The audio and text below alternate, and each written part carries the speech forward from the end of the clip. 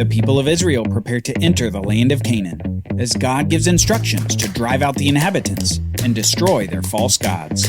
On the Bible Brief. Want more Bible learning content like this? Sign up for our newsletter and follow us on social media. Links are in the show notes to this episode.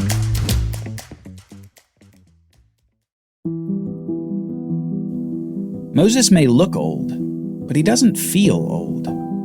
He doesn't feel like he's about to die. His vision hasn't failed and his body maintains its vigor. He feels like he could go on for years, but he won't. He won't because there's a border that he can't go over. A river he can see, but can't cross. The Jordan River marks the edge of the land long ago promised to Abraham, Isaac, and Jacob. The land that has been the great destination of this wandering nation. The great hope that had sustained them through their years in Egypt.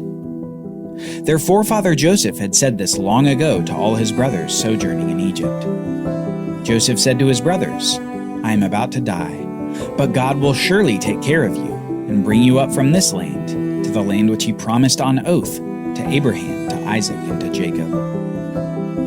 It was in that hope that Moses had lived ever since he'd led the people out of Egypt 40 years ago. But it was a hope that he became disqualified for. He was among the last of a generation that had rebelled against God. And while they rebelled by refusing to enter the promised land, Moses rebelled by disobeying God at Meribah. There would be only two from that generation who would enter the land of Canaan: Caleb and Joshua, the two spies who had entered the land and brought back a good report to the congregation. God would allow them to enter, but no one else from the older generation. Joshua, though, would be allowed to do more than merely enter the land. Joshua would lead the people in the place of Moses.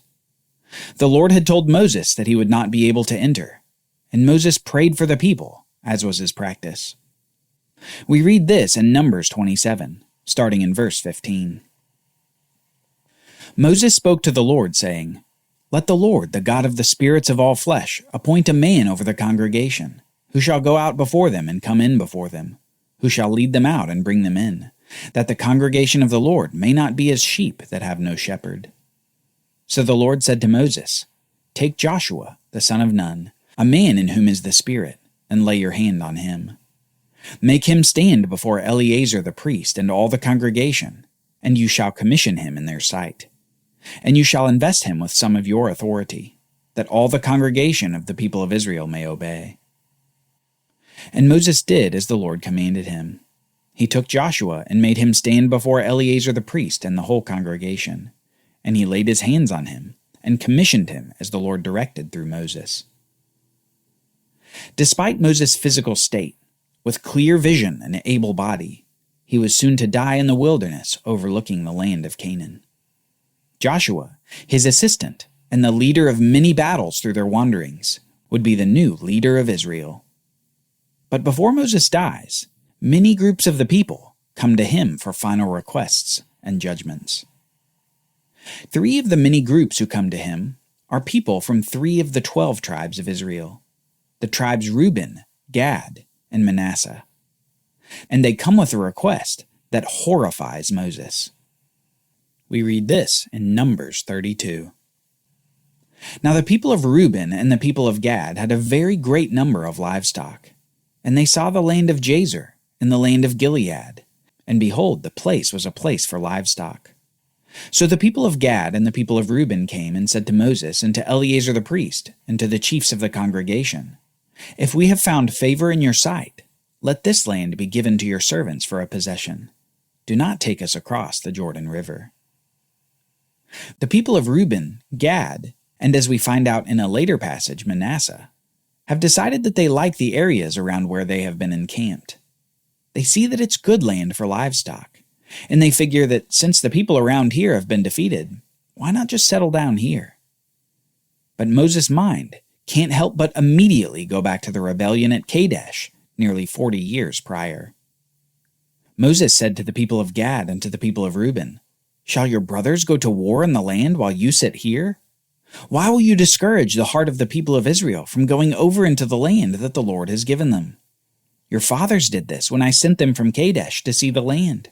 For if you turn away from following the Lord, he will again abandon them in the wilderness, and you will destroy all this people." Moses thinks that they may be repeating history, just with a change of location. He has a swift and severe reaction. He begins asking a bunch of loaded questions about discouraging the people like the prior generation had done, and he warns them of the Lord's anger that may come from their request to remain outside of the land. But these people from Reuben and Gad begin to form a plan to see if Moses will go along with it. They came near to him and said, "We will build sheepfolds here for our livestock and cities for our little ones. But we will take up arms, ready to go before the people of Israel, until we have brought them to their place in the land of Canaan. We will not return to our homes until each of the people of Israel has gained his tribal inheritance. For we will not inherit with them on the other side of the Jordan and beyond, because our inheritance has come to us on this side of the Jordan, to the east." The people of Reuben and Gad propose this. First, they will build fortifications for their families and livestock. Next, the men will rejoin the other tribes of Israel for their battles to take the land of Canaan from its inhabitants. And finally, they will return to their lands outside of Canaan, foregoing any land that would have gone to their tribes in the promised land. They simply want the land they've been dwelling in, instead of an inheritance in Canaan. But they promise that they will fight for the land alongside the rest of Israel. So Moses said to them, "If you will do this, if you will take up arms to go before the Lord for the war, and every armed man of you will pass over the Jordan before the Lord, until he has driven out his enemies from before him, and the land is subdued before the Lord, then after that you shall return and be free of obligation to the Lord and to Israel, and this land shall be your possession before the Lord. But if you will not do so, behold, you have sinned against the Lord, and be sure that your sin will find you out. Build cities for your little ones and folds for your sheep, and do what you have promised." And the people of Gad and the people of Reuben said to Moses, "Your servants will do as my Lord commands."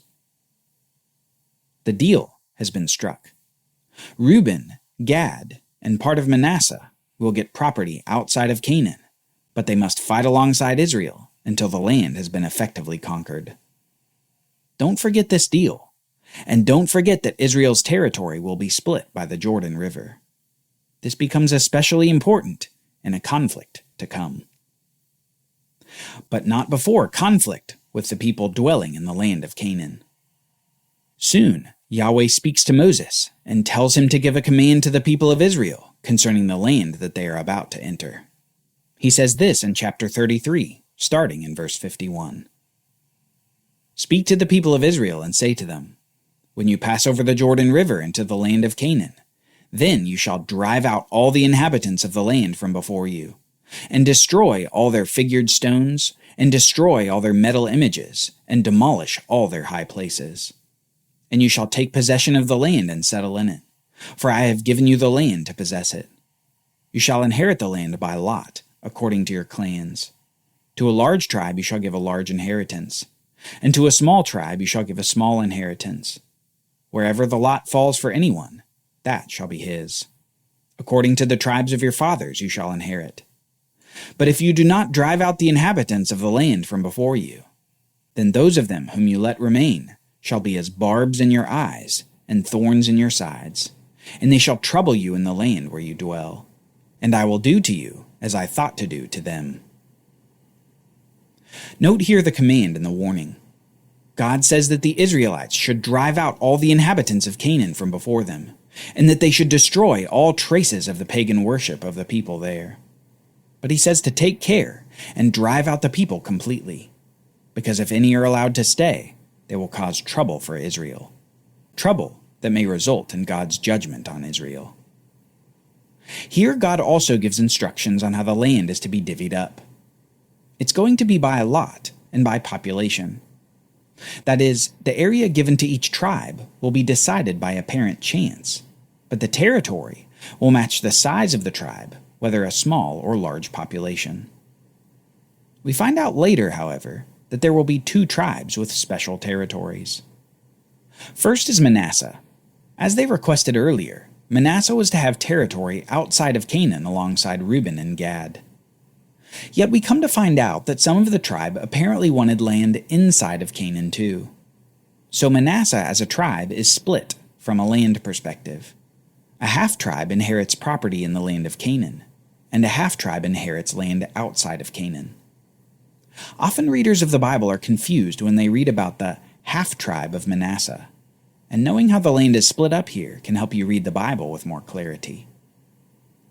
Now the second tribe with a special inheritance is the tribe of Levi, the tribe responsible for caring for the tabernacle tent. Instead of receiving a tribal territory, the tribe of Levi would be given cities inside each of the territories of the other tribes. They would have no dedicated territory like all the others.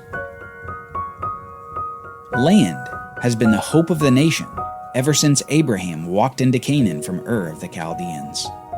This land, the land of Canaan that they see across the Jordan River, has been promised to them for over 400 years.